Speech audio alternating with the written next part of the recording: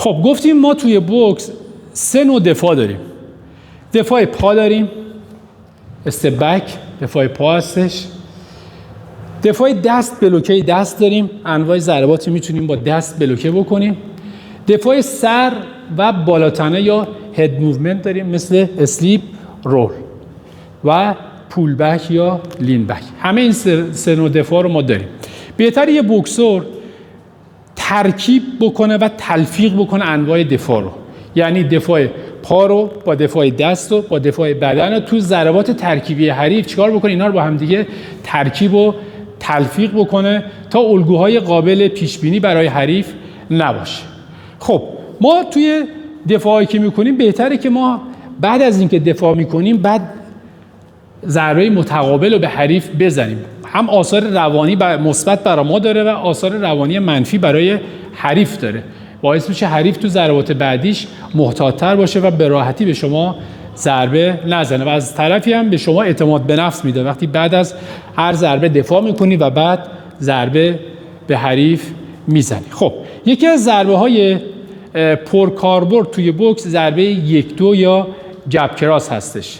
ما میخوایم اینجا به 3 روش مختلف نشون بدیم که چجوری 1-2 رو بتونیم دفاع بکنیم. حالا تو خود دفاع یه جایی ما از حریف دور میشیم، یه جا همونجا ساکن استیشنری ثابت میمونیم دفاع میکنیم، یه جا میایم نزدیک میشیم و بعد ضربه به حریف میزنیم.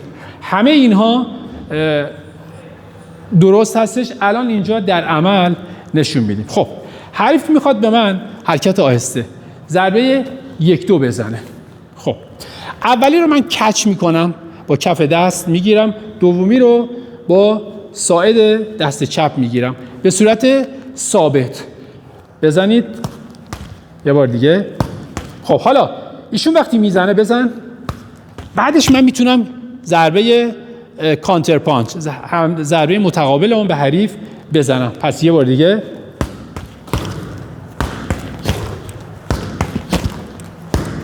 کراس سعی بکنیم با چرخش پای عقب بزنیم که قدرتی باشه. حالا اگر ضربه حریف قدرتش بیشتر باشه، یعنی با پا بیاد جلو، منم سعی میکنم همزمان دفاع میکنم حرکت بکنم به سمت عقب و از حریف دور بشم و به نوعی ضربه حریف رو کم اثرتر بکنم. الان یه بار دیگه از عقب‌تر، یه بار دیگه. اگه دقت بکنید با هر دفاعی من یه دونه گام برمی‌دارم. خب حالت دوم به چه شکلی هست؟ من میخوام دفاع هد موومنت یعنی سر و بالاتنه انجام بدم. خب وقتی ایشون ضربه 1-2 میزنه، اگر من اسلیپ بکنم سمت راست خودم، عملا من ضربه 1 رو چیکار کردم؟ بی اثر کردم و به نوعی ضربه 2 هم دیگه نمیخورم. ضربه 2 ایشون هم بی اثر میشه. پس با یه دونه اسلیپ به سمت راست همزمان من میام هر دو تا ضربه حریف رو چیکار میکنم؟ بی اثر میکنم. الان ایشون 1-2 میزنه، میام کجا؟ سمت راست اسلیپ میکنم. من تا دیدم به سمت حریف هست، دوباره اینجا. پس پای 1 رو میذارم، میام اینجا. حالا بهترین حالت اینه که من چی؟ دست عقب چیکار کنم؟ آپرکات بهش بزنم. یه بار دیگه.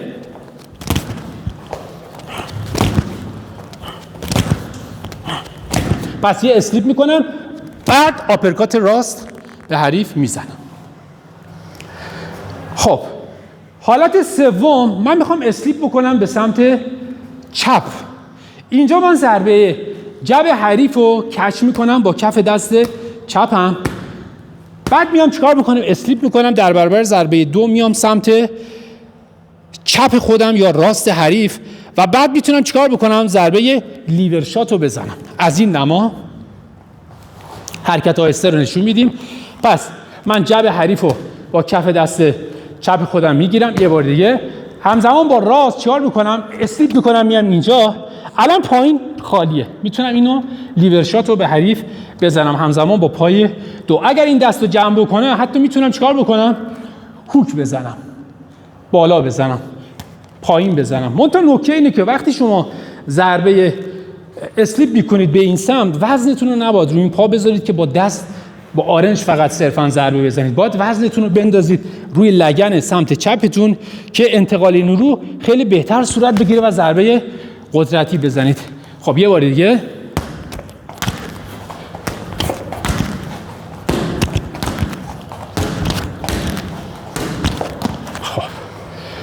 خوبه.